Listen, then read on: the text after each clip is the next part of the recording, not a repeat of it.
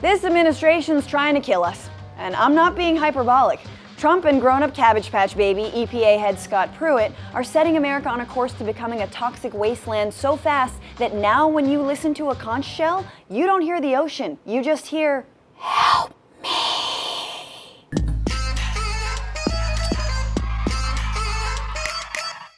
It's been a year since Team Death was elected to the White House, so it felt like a good time to check back in with Earth.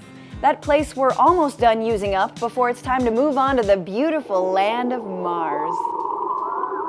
Because some of the biggest damage this administration has done thus far has been kowtowing to the fossil fuel industry, killing environmental protections, and basically ensuring more opportunities to tell victims of natural disasters, have a good time.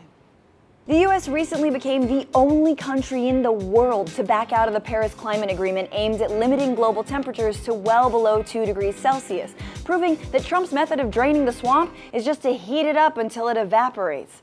But at this year's UN Climate Summit gathering, where world leaders began to hash out the specifics of how to enact the agreement, Trump officials were in fact present.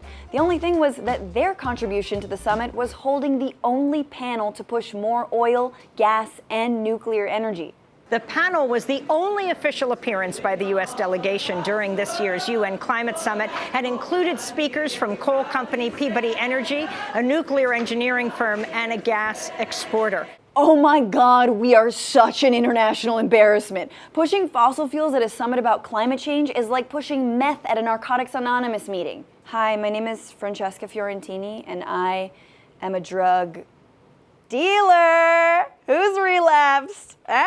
One Trump official, David Banks, Special Assistant for International Energy and Environment, who looks like if Steve Bannon discovered skincare, defended the administration's decision to hold the fossil fuel panel.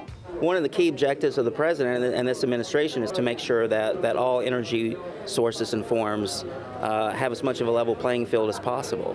Do you hear that? It sounds like David Banks is all lives mattering the energy debate, but he's not. He's painting the fossil fuel companies destroying the environment as the real victims. So in fact, he's blue lives mattering it, which is why oil executives really do need body cams. Just a mini reminder before we continue, the US is historically the biggest contributor to planet-heating CO2 in the atmosphere. We're responsible for 1/3 of excess carbon, and yet we have the nerve to claim we don't have a responsibility in stopping global warming?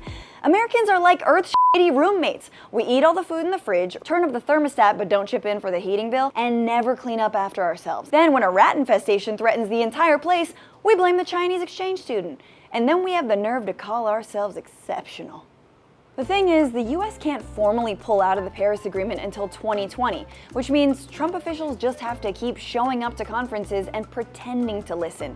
Maybe not unlike other countries who are moving at a snail's pace to cut emissions, all while climate chaos worsens. And since the Paris Agreement is not legally binding, there is really no way to enforce it or any punishment for not complying with it. Which is why I say, Japan, if you're watching, please, use the monster living under the melted Fukushima Daiichi nuclear plant to punish violators. We know she's there. Let her do what she was made to do. But forget global responsibility for a second, or for 4 years. What the administration has managed to accomplish inside the US is really the scary part. Guided by the death wish of Scott Pruitt, the EPA is on track to scrapping 52 different environmental protections. He's reversed regulations like preventing offshore drilling in the Atlantic and Arctic, fracking on public lands, requiring companies to report methane emissions, car and fuel efficiency standards, listing the grizzly bear as an endangered species, and preventing coal companies from being able to dump waste into local streams. Regulations I didn't even know existed, since they just sounded like common sense rules of human decency. But if you need to make a law against it, that means at some point some company tried to do it, which means you should have a law against it. At this rate, I wouldn't be surprised if Pruitt scraps some rule against dumping nuclear runoff into baby cribs, or one against squirking, the practice of filling squirrels up with natural gas and watching them fly off into space. The 80s were fun. By the way, making Scott Pruitt the head of the EPA is like printing "Go Green" on a styrofoam cup. It's just sadistic. Because apparently, allowing corporations to pillage our natural world to the point of uninhabitability is what the climate change denying Pruitt calls being a steward of God's earth. And I think true environmentalism, from my perspective, is using the natural resources that God has blessed us with to be respectful, good stewards, good managers of our natural resources, to bequeath those natural resources to the next generation. Bequeath is a really ominous choice of words. And to my son, I bequeath my golf clubs, daddy's contempt for the poor, and this flooded mansion. Pruitt is so against climate change policy, there's even a new position in the EPA with the sole task of reviewing grants that might mention the double C word. He prefers double C words like Christian conservative, clean coal, or corporate conspirator. I recognize this is very depressing, but all is not lost for the natural world. Communities on every continent are organizing for climate action, and Washington State and Oregon joined 20 countries in agreeing to phase out coal power by 2030. And that succulent you got for your birthday is still alive, damn it! Because there's nothing like the threat of human extinction to wake us up out of our smartphone stupor and realize if there's no more nature, there'll be no more sandy toe Instagram selfies.